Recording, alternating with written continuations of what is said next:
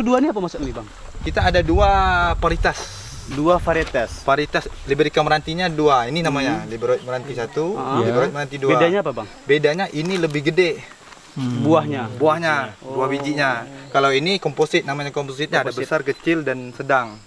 Jadi dengan ada seperti itu nanti mudah-mudahan dengan yang selama ini kepala desa yang lama mungkin belum tahu cara untuk mempromosikan kopi ini. Kalau sekarang alhamdulillah dengan kepala desa baru mengangkatkan untuk kopi ini kan gitu. Jadi kopi kita ini mudah-mudahan kedepannya lagi kalau permintaan pasar minta ada pengembangan kita siap. Siap ya. Ada pengembangan lahan, pengembangan lahan. Yang penting sesuai dengan karakteristik tanahnya sama.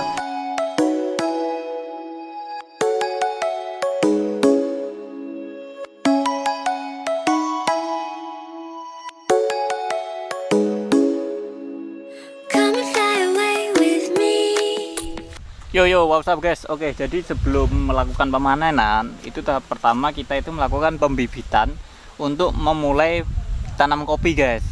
Jadi di pembibitan ini kita membutuhkan suatu polybag, biji kopi, dan tanah yang subur. Jadi pohon kopi itu seperti ini guys, saat kecilnya.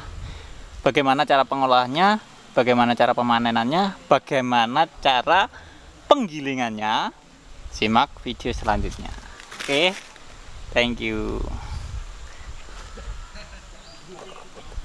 Nih sama dia nih. Yo, what's up guys? Assalamualaikum warahmatullahi wabarakatuh guys.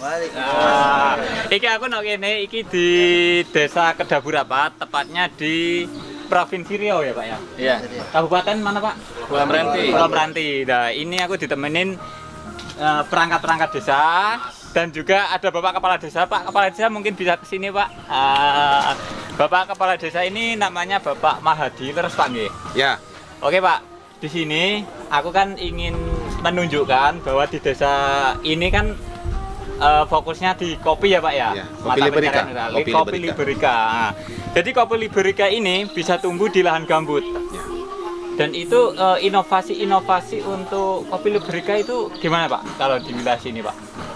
Ya, inovasinya tentang kopi Liberica ini ya sekarang sudah luar biasa gitu. Oh gitu. Sampai ke wilayah luar negeri Malaysia. Jadi ekspor ya Pak ya? Iya.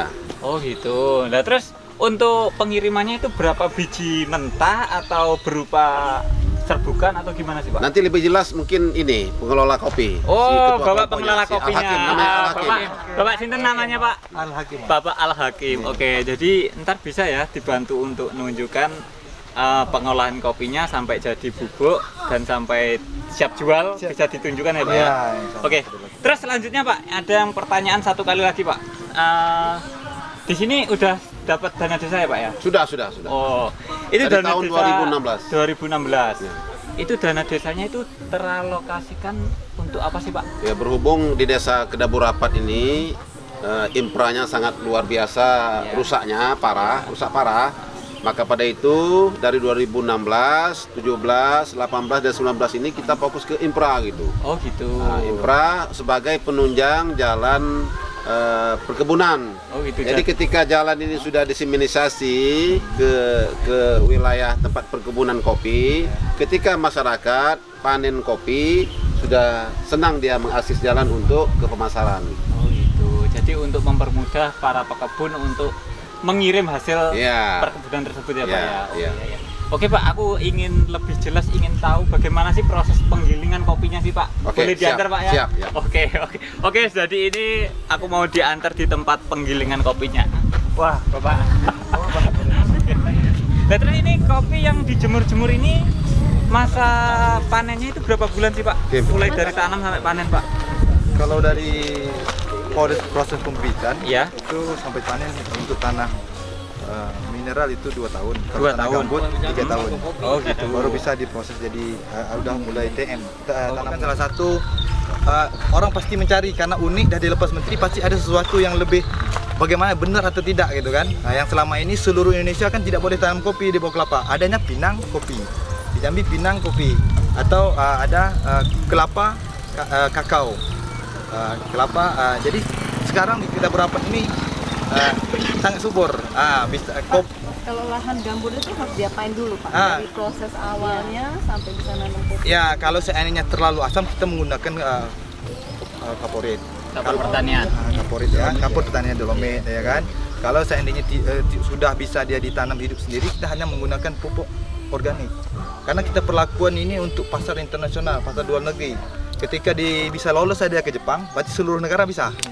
Yo, what's up guys? Oke, aku sekarang ada di kebun apa ini namanya? Ini kebun kopi. Ternyata kopi yang kalian minum itu kan ada Robusta sama Arabica. Dan yang saya petik kali ini kopinya gede-gede guys. Lihat, wow, montok-montok guys. Ini kopi jenis Liberica yang ada di desa Kedabu Rapat, tepatnya di Provinsi Riau. Wow, mantap guys. Jadi inovasi dari petani sini itu dipanen, dikelola, dijadikan bubuk, dan yang lebih bagus lagi itu diekspor di luar negeri. Apakah begitu ya Mas ya? Ya, wah, mantap ya Mas ya. Oke, gitu dulu aku mau melanjutkan pemanenannya. Oke guys, keburu sore. Thanks. Aku nggak mau kalah sama ibu-ibu guys. Mana guys yuk? Ya udah gitu dulu guys ya. Aku mau ngelanjutin panen kembali.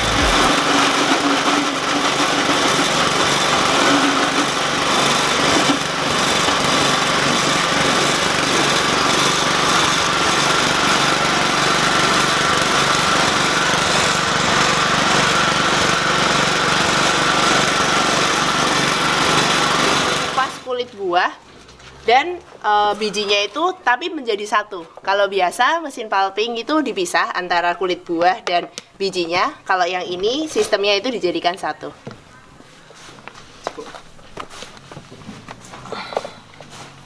Ini bijinya dan ini kulitnya.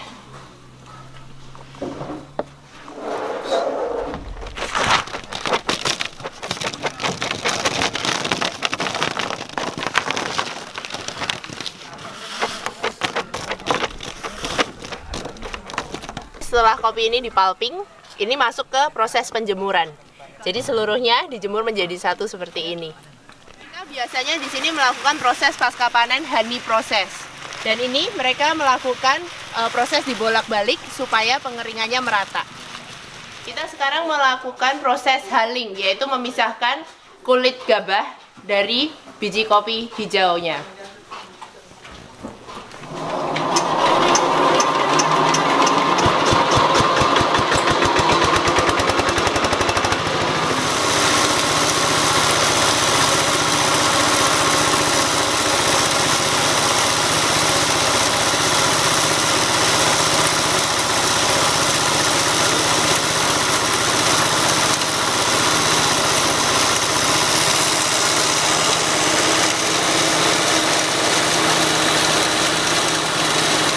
Setelah kopi itu dihaling, bentuk kopi Liberica yang green bean atau mereka di sini sebutnya adalah kopi beras, itu bentuknya seperti kerang.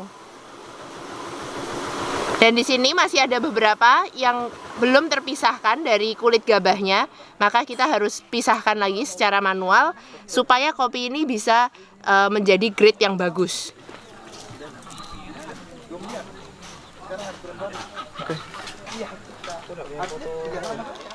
Setelah kopi itu dihaling, kita masuk ke proses pemilihan. Jadi ini pemilihan secara manual yang dilakukan untuk memisahkan antara biji yang kurang bagus dengan biji yang bagus. Tentunya yang akan dipakai adalah biji yang bagus untuk kopi IG, indikasi geografi. Silakan dimulai proses sortirnya.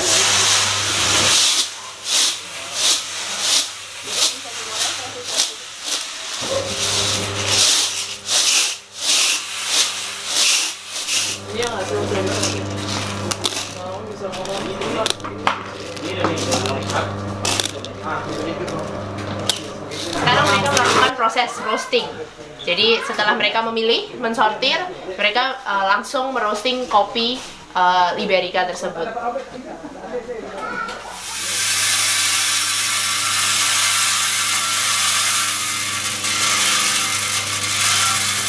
Kebanyakan kopi yang ada di sini di roasting dark.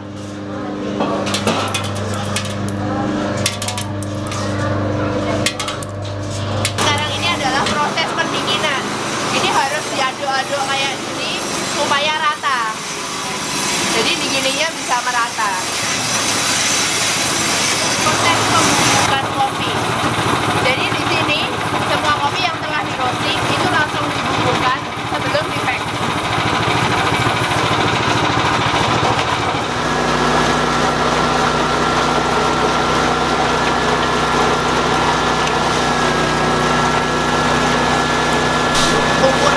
mereka gunakan adalah ukuran yang super fine atau halus sekali. Ini merupakan ukuran bubuk yang dipakai di desa ini sebelum mereka mempackaging kopi ini menjadi packaging 200 gram. Oh, 100 gram. Jadi ini merupakan hasil kopi yang udah di-pack. Ini hasil akhirnya. Dan terima kasih ya teman-teman udah mengikuti proses perjalanan kopi mulai dari petik sampai menjadi packaging kopi yang siap dinikmati.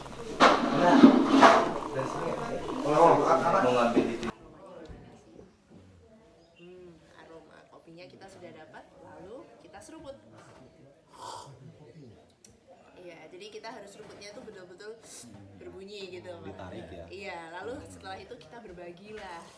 Kita sebenarnya punya hashtag hirup seruput berbagi. Karena kalau kopi yang indah, cerita kopi yang bagus ini tidak dibagikan, untuk apa? Gitu. Iya. Saya amatir ini aja.